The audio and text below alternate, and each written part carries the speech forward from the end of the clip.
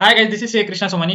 हमारे एग्जाम को अभी 50 दिन बाकी है। इन 50 दिनों में अगर आप सिंगल ग्रुप दे रहे हो या फिर बहुत ग्रुप दे रहे हो तो कैसे पढ़ना है, क्या स्ट्रेटेजी यूज करनी है, कैसे प्लान बनाना है, ये सब चीजें हम डिस्कस करेंगे। फर्स्टली ये वीडियो लास्ट तक देखना, क्योंकि मैं लास्ट में टाइम मैनेजमेंट का चीज डिस्कस करने वाला हूँ कि बेसिकली आपको कितने घंटे पर डे पढ़ना पड़ेगा। और secondly how to sit for a long hours, कि भैया हम बैठ नहीं पाते क्योंकि हमें स्टडी करने के लिए ज्यादा से ज्यादा देर में हम बैठ नहीं पाते, तो हम ये भी चीज डिस्कस करेंगे कि how to sit for a long hours. तो वीडियो लास्ट तक देखना। कुछ नहीं यार, 10 मिनट मुझे दे दो, 10 मिनट के लिए ये वीडियो रहेगा, बट एंड तक देखना, ठीक है। चलो लेट स्टार्ट। तो भैया फर्स्टली फर्स्टली क्या चीज यार, एग्जाम को कितने दिन बचे हैं। तो एग्जाम को कितने दिन बचे हैं, अभी हमने बताया कि 50 दिन अभी मोटा मोटी बचे हैं। तो इन 50 दिनों में हमें क्या पढ़ना है, हमारा प्लान क्या रहेगा, ये सब चीजें तुम्हारी अभी तक डिसाइडेड नहीं है। तो इसलिए तो हम ये वीडियो में आए हैं, तो हम कंफ्यूज है भैया, इसलिए तो आपके पास आए यार। टाइम पास क्यों कर रहे हो, मेन चीज तो बताओ। ठीक है, ठीक है यार। तो हम दोनों ग्रुप के लिए डिस्कस करेंगे, फर्स्टली सिंगल ग्रुप और बोथ ग्रुप। दोनों ग्रुप के लिए हम स्टडी प्लान डिस्कस करेंगे कि क्या कैसे अप्रोच रखेंगे, कितनी रिवीजन करनी है, कैसे पढ़ना है, ठीक है। चलो पहले सिंगल ग्रुप के लिए बात करते हैं। तो सिंगल ग्रुप में क्या है यार, firstly first step at most, अभी at a point of time आप आपके लेक्चर्स खत्म करो। बहुत बच्चे हैं जिनके सिंगल ग्रुप अभी एक अटेम्प्ट एक ग्रुप पास हो गए होंगे, या फिर अभी सिंगल ग्रुप देने वाले होंगे 25 में। तो भैया यार आपके लेक्चर्स अभी तक खत्म होने चाहिए, या फिर अगर नहीं खत्म हुए तो एटलीस्ट 31 मार्च तक खत्म करो, क्योंकि एक महीना तो भी सेल्फ स्टडी के लिए चाहिए ही चाहिए। क्या बोल रहा हूँ, एक महीना सेल्फ स्टडी के लिए चाहिए ही चाहिए। तो सेकंड, अगर आपके लेक्चर्स आज खत्म हुए हैं, मैं अज्यूम कर रहा हूँ अगर आपके लेक्चर्स आज खत्म हुए हैं, तो आप 3 रिवीजन कर सकते हो। क्या बात कर रहे हो भैया, 3 रिवीजन? हाँ सुनो कैसे कर सकते हो। फर्स्टली एलोकेट करो 5 days for each subject and 1 day for a test. मतलब 5 दिन एक सब्जेक्ट पढ़ोगे, एक दिन टेस्ट दोगे, 5 दिन एक सब्जेक्ट पढ़ोगे, एक दिन टेस्ट दोगे, तो ऐसे टोटल कितने दिन हो गए, 18 days फॉर 3 सब्जेक्ट। तो तुम्हारे 18 days हो जाएंगे। 5 दिन पढ़ो एक सब्जेक्ट, अगले दिन टेस्ट दो। अब टेस्ट कैसे देना है, पहली चीज, अगर टेस्ट आपके पास कोई टेस्ट सीरीज है, कोई भी टेस्ट सीरीज ज्वाइन करो। I am not promoting any test series, कोई भी टेस्ट सीरीज ज्वाइन करो। टेस्ट सीरीज का मेन इंपॉर्टेंस ये है कि आपको एग्जाम में कैसे रिप्रेजेंट करना है, आपको आंसर्स आते हैं क्या याद में, सब चीजें हैं, टाइम टाइम मैनेजमेंट, ये सब चीजें टेस्ट सीरीज से ध्यान में आती है। तो कोई भी टेस्ट सीरीज दो, बट एटलीस्ट 1 टेस्ट सीरीज देना, ये मेरा रिकमेंडेशन है। तो कोई भी टेस्ट सीरीज दो, उनसे बात कर लो कि यार मैं मेरे प्लान के हिसाब से मैं टेस्ट दूंगा। अगर आपको चलता है तो कोई चार्ज करना है तो एक्स्ट्रा चार्ज करो, बट मैं मेरे प्लान के हिसाब से करूंगा। और चेकिंग वाली टेस्ट सीरीज लेना, मतलब एटलीस्ट वो चेक करके आपको पेपर दे। सेल्फ इवेल्युएशन में थोड़ा दिक्कत होता है कि हम हमारे हिसाब से इवेल्युएट करते हैं, तो थोड़ा यार थोड़ा प्रॉब्लम हो जाती है। तो अगर आप चेक करके ले रहे हो सामने वाले टेस्ट सीरीज से, तो इट्स विल बी प्रेफरेबल कि वही ज्वाइन करना। तो उनसे बात कर लेना, अगर नहीं ही है पॉसिबिलिटी, तो आरटीपी एमटीपी तो जिंदाबाद यार, आरटीपी एमटीपी लिख लेना। एटलीस्ट आपकी राइटिंग की एक प्रैक्टिस हो जाएगी, ठीक है। तो 5 days फॉर ईच, ऐसे 3 सब्जेक्ट के लिए हमारा कितने 18 days हो गए, करेक्ट। देन क्या करना, सेकंड रिवीजन करना। ये फर्स्ट रिवीजन हो गई इन डिटेल्ड मैनर, 5 दिन दिए एक सब्जेक्ट को, अगर आप ज्यादा देना चाहते हो तो ज्यादा भी दे सकते हो। सेकंड, एलोकेट करना 3 days for each subject and 1 day for a test, same जैसे ऊपर किया था, बट अभी 5 दिन की जगह पे 3 दिन में हमें सिलेबस खत्म करना है। समझे क्या, हो जाएगा, कोई नहीं। अगर 5 दिन में डिटेल में किया तो 3 दिन में आराम से सिलेबस खत्म हो जाएगा। तो ऐसे हमारे 12 दिन यहाँ पर खत्म होते हैं, ठीक है। तो 18 दिन पहले रिवीजन के लिए, 12 दिन सेकंड रिवीजन के लिए, 30 दिन में तुमने 2 रिवीजन कर ली, समझ रहे हो, 30 दिन में तुमने 2 रिवीजन कर ली। अभी थर्ड रिवीजन, थर्ड रिवीजन कैसे करोगे, सेम एज ऐसे का एग्जाम पैटर्न है। ऐसे का एग्जाम पैटर्न मतलब ऐसे जैसे पेपर देता है ये, वो अल्टरनेट डे। 1.5 दिन में पढ़ना है, पेपर देना है, 1.5 दिन में पढ़ना है, पेपर देना है, 1.5 दिन में पढ़ना है, पेपर देना है। इससे क्या होगा, इससे तुम्हें ध्यान में आएगा कि तुम्हारा सिलेबस कितना कवर हो रहा है, तुम्हें कितने कौन से टॉपिक को कितना टाइम देना है, सभी चीजें कवर होगी। तो ये बहुत इंपॉर्टेंट है यार, प्लीज करना, ये बहुत इंपॉर्टेंट है, ठीक है। तो ये 6 दिन में कवर हो जाएगा। तो पहले हमारे 30 days और ये 6 डेज, तो 36 days हो गए, ठीक है। Still you have an 14 days remaining, provided अगर मैं आज से कैलकुलेट करता हूं तो आपके 36 डेज में, 30 days प्लस 6 days में सब कवर हो जाता है। फिर भी तुम्हारे पास 14 दिन रहते हैं एक्स्ट्रा में, 3 रिवीजन के बाद भी 14 दिन रहते हैं। अब इसमें क्या करोगे, इसमें तो 2 चीजें करना है। एक तो आरटीपी एमटीपी अगर ऊपर सॉल्व नहीं किया है तो कर लेना, या फिर एडिशनल क्वेश्चंस कुछ कर लेना। और सेकंडली बफर रखना 4-5 दिन, अगर कोई सिलेबस को या फिर कोई टॉपिक को, कोई सब्जेक्ट को अगर 5 दिन की जगह 6 दिन लगते हैं, 3 दिन की जगह 4 दिन लगते हैं, तो बफर रख देना 4-5 दिन। तो इससे क्या होगा यार, यू आर डेफिनेटली, अगर तुम 3 रिवीजन दे रहे हो along with test series is not for कि यार वही क्वेश्चन एग्जाम में आएंगे। टेस्ट सीरीज तुम्हारे प्रैक्टिस के लिए, तुम्हारे राइटिंग प्रैक्टिस के लिए, तुमको कितना सिलेबस रिटेन होता है, एग्जाम का प्रेशर मैनेज करने के लिए टेस्ट सीरीज होती है। तो टेस्ट सीरीज एटलीस्ट मिनिमम बोल रहा हूँ, मिनिमम 1 देना, मैक्सिमम कितने भी दे सकते हो तुम्हारे हिसाब से। तो अगर ये चीज तुम फॉलो करोगे तो I will definitely guarantee that you will be successful in the single group. आराम से हो जाएगा यार, आराम से हो जाएगा, बट फॉलो माई इंस्ट्रक्शन, ठीक है। अब बोथ ग्रुप की बात करते हैं यार।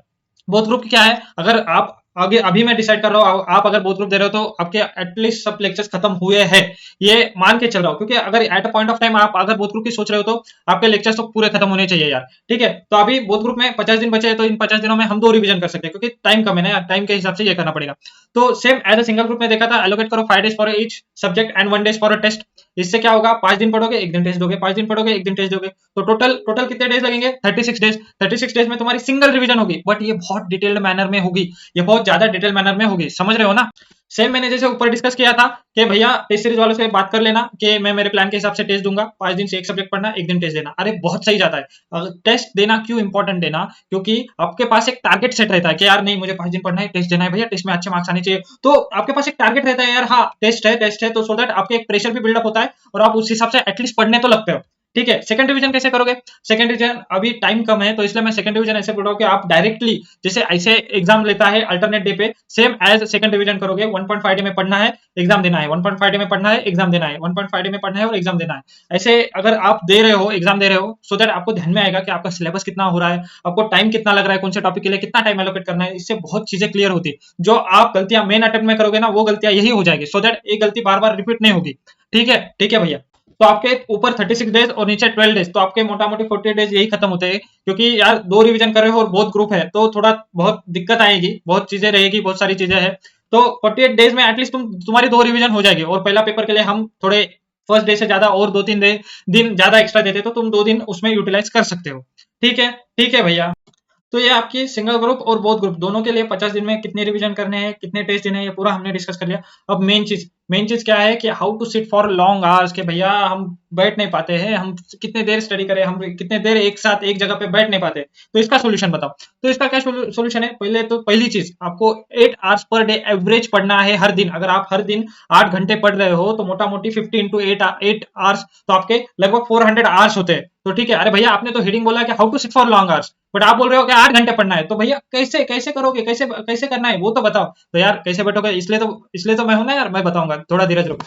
तो रिवर्स कैलकुलेशन करना है, मतलब समझे नहीं भैया। तो रिवर्स कैलकुलेशन कैसे करोगे, पहली चीज तुम्हारा पूरा जो भी आपका डेली शेड्यूल है वो पूरा ड्राफ्ट करो कि तुम अदर देन स्टडी कहाँ कहाँ टाइम इन्वेस्ट करते हो। मतलब क्या, मैंने एक नीचे एग्जांपल ड्राफ्ट किया है। ये हालांकि सबके लिए फिट नहीं बैठेगा, बट मैक्सिमम स्टूडेंट के लिए फिट बैठेगा कि हम कहाँ कहाँ हमारा time other than study invest करते हैं, मतलब हम कहाँ कहाँ टाइम वेस्ट करते हैं, बेसिकली नॉट इन्वेस्ट। तो बेसिकली सुनो, हमारे पास टोटल कितने हैं, 24 घंटे। 24 घंटे में से हमने सो लिया फॉर एग्जाम्पल 8 घंटे, कोई 6 घंटे भी सोता है, कोई 10 घंटे भी सो जाता है, सबकी अपनी अपनी लाइफ है भैया। बट अगर 24 घंटे मैं एवरेज पकड़ता हूँ, 24 घंटे में से 8 घंटे हमने सोने के लिए डाल दिए भैया, तो बच्चे कितने बचे हमारे पास, 16 घंटे। अब 16 घंटे में से मैंने मॉर्निंग शावर, ब्रेकफास्ट और दूसरे कुछ भी फ्रेश होने के लिए एक्टिविटीज है, वो सबके लिए 2 घंटे और दे दिए। क्या बात है, मजा आ गया, वो एकदम फ्रेश हो गए। तो 2 घंटे उसमें दे दिए। उसके बाद लंच और डिनर दोनों का, शाम का और दोपहर का दोनों का खाना का मैंने एक साथ कैलकुलेट कर लिया, 2 घंटे उसमें चले गए, तो 4 घंटे इधर गए। और हमने ब्रेक ले लिया भैया, अब मजा नहीं आ रहा है स्टडी में, थोड़ा सा ब्रेक ले लेते, थोड़ा सा कुछ ना कुछ देख लेते, इंस्टा स्क्रॉल कर लेता हूँ, कुछ कर लेता हूँ, उसमें 2 घंटे और माइनस कर लिया। ठीक है, टाइम पास और अदर एक्टिविटीज, भैया किसी दोस्त का फोन आ गया, हाँ बहुत बहुत चिंता में था, मेरे दुख दर्द अलग, उसके दुख दर्द अलग, कैसे पढ़ना है क्या पढ़ना है, उसमें कुछ टाइम पास हो गया, या फिर कुछ अदर एक्टिविटीज, कुछ दूसरी चीज है, कुछ घर का काम आ गया, तो और 2 घंटे माइनस कर दिया। ठीक है, तो यहाँ मोटा मोटी 2 4 6 6 और 8, तो 8 घंटे और हमने माइनस किए, तो 16 - 8, still you have 8 hours in a day, तो आपके पास और 8 घंटे है। अगर इस 8 घंटे में भी तुम्हारे ब्रेक, तुम्हारा टाइम पास, तुम्हारा खाना पीना, नहाना धोना और अच्छी नींद, ये सब होने के बाद भी तुम्हारे पास 8 घंटे बचे, तो यार अगर तुम्हें दिक्कत आ रही है ना यार कि भैया मैं बैठ नहीं पाता हूँ 9 घंटे, भैया मैं बैठ नहीं पाता हूँ 10 घंटे, तो क्या करना है, रिवर्स कैलकुलेशन करो कि मेरा टाइम कहाँ वेस्ट हो रहा है, तो उससे ध्यान में आएगा यार, हाँ यार यहाँ टाइम वेस्ट हो रहा है, मैं उसके जगह पे स्टडी कर सकता हूँ। अब कोई कोई बोलता है कि भैया मैं मॉर्निंग में पढ़ूँ या फिर देर रात तक पढ़ूँ, अरे यार कभी भी पढ़ो ना यार, वैसा कोई प्रॉब्लम नहीं है। अगर तुमको सुबह जल्दी नींद खुल जाती है तो तुम सब सुबह जल्दी उठ के पढ़ो। तुमको शाम में ज्यादा देर तक सोने की नींद नहीं आती है, आपको शाम में ज्यादा देर तक पढ़ने की आदत है, बहुत बच्चों को रहती है, तो शाम में पढ़ो, इट डजंट मैटर यार, तुम कभी भी पढ़ो, बट पढ़ना है, that's the most important thing, कि पढ़ना है, सुबह पढ़ो शाम में पढ़ो, कोई प्रॉब्लम नहीं। बट क्या है, अगर एक बार सुबह सुबह बैठे हो या फिर आप शाम में भी बैठे हो, तो 3-4 घंटे आपके वही हो जाते, बीच में ब्रेक लो। अब ब्रेक कैसे लेना है, आप अगर मैं कैसे करता था, मैं ये जैसे ब्रेकफास्ट का ब्रेक लेता था, लंच का ब्रेक लेता था, खाना खा लिया, थोड़ा रेस्ट कर लिया 10-15 मिनट, फिर डिनर के साथ खा लिया, थोड़ा रेस्ट कर लेता था। तो यार ब्रेक ऐसे लो, या फिर आपको ये नहीं होना तो बीच में हाफ आवर के 2 घंटे बैठो, हाफ आवर का ब्रेक लो, 2 घंटे बैठो, हाफ एन आवर का ब्रेक लो, सो दैट आपको ब्रेक लेने से ना एनर्जी रिगेन होती है। बट ब्रेक लेना इस डजंट मीन कि इंस्टा पे रील स्क्रॉल करना या यूट्यूब पे कोई मूवी देख लेना, ऐसी चीजें मत करना। ब्रेक लेना मतलब क्या, फैमिली के साथ टाइम स्पेंड कर लो, या फिर घूम के आ जाओ, या फिर 15 मिनट का नैप ले लो, या फिर मेडिटेशन करो, कुछ भी ऐसी चीजें करो कि दिमाग को शांति मिले, सो दैट आप अगर फिर से स्टडी करने के लिए बैठे तो एनर्जी रिगेन हो जाएगी। ठीक है भैया। अब एंड ऑफ द मोमेंट अगर इतना कर लोगे ना यार, तो क्या होगा आपको भी पता है, you will definitely successful in your CA intermediate. आप जल्दी ही फ्यूचर सीए फाइनलिस्ट बन जाओगे यार। इतना भी कर लिया ना आपने तो आराम से आप सीए इंटर का बोथ ग्रुप क्लियर कर सकते हो, सिंगल ग्रुप हो सिंगल ग्रुप कर सकते हो। तो करोगे ना, बिल्कुल करोगे। तो आप भी कमेंट करो, अभी कमेंट करो, आई will be successful in my next attempt. ठीक है, ठीक है, आई will be successful in May 25 हो तो May 25 में डालो, या फिर I will be successful in September, जो भी आपका अटेम्प्ट है। ठीक है, तो अभी लास्ट में यार इतना सब कुछ बताया, इतनी अच्छी ट्रिक्स दी है, तो लाइक करना, शेयर करना, और आपके जिन दोस्तों को आपको लगता है ये वीडियो इंपॉर्टेंट रहेगा उनके साथ शेयर करना, और सब्सक्राइब को तुम करोगे ही करोगे। ठीक है, तो ये वीडियो यही तक रहेगा। Thanks for watching this video, do like and do share with your friends. Let's make learning with C Krishna bhaiya. Bye bye, all the best.